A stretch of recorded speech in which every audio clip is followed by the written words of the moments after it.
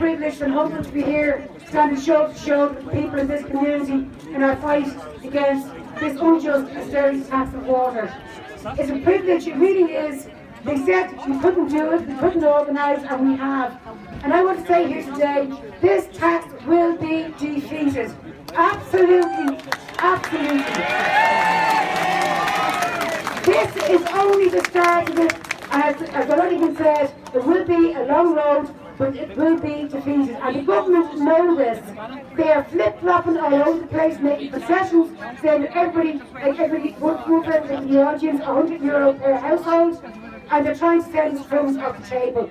We will not accept that. It's abolished the water tax and nothing else. So this is what I want to finish on. We've been getting hundreds of emails in about the water tax. And one of them was headed, what was it,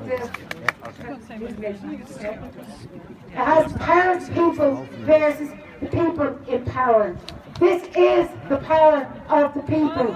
Over 70 protests throughout the country, 27 here in Dublin City. We will defeat it. Fair play to you, give yourselves a big cheer.